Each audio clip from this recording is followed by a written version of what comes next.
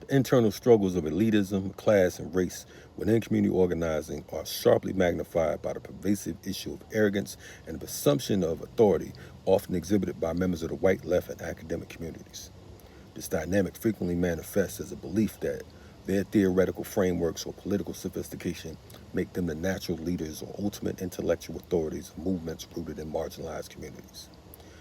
Many white academics and leftist activists, steeped in formal education and political theory, enter organizing spaces with a predetermined analysis of communities' problems and the correct solutions. This creates a significant power imbalance, of course. There's a subtle yet powerful devaluation of the experiential knowledge held by grassroots organizers, particularly people of color.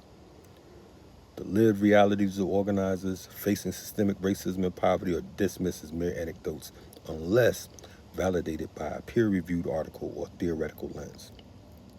The assumption is that the academic's abstract understanding of structural inequality is somehow superior to the organizer's immediate, intimate knowledge of how those structures operate on the ground. This arrogance is often tied to a white savior complex where the white outsider believes they're uniquely equipped to rescue or guide less educated community members. They seek to lead movements rather than serve as supportive allies to existing community leadership.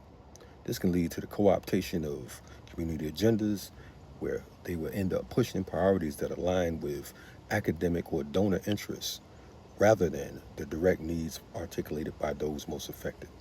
When resources, funding, or media attention are involved, this perceived authority can turn into gatekeeping. White and academics may become the default spokespersons translating or sanitizing the voices of grassroots leaders for external audiences, effectively placing themselves as the necessary intermediary.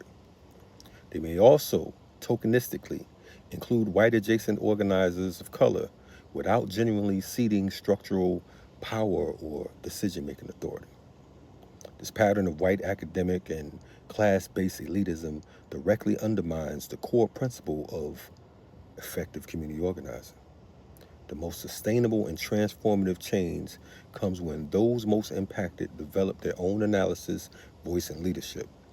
When white leftists or academics dominate, they stifle the development of authentic, autonomous power structures within marginalized communities.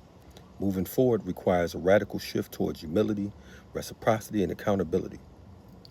White allies and academics must learn to follow the leadership of Black, Indigenous, and organizers of color, prioritizing the transfer of resources and skills over the assertion of intellectual dominance. Only by dismantling this self-appointed authority can the movement truly harness the collective power required for liberation. In plain proletariat English, white folks, high-class academics, and others who benefit from the system of white hegemony.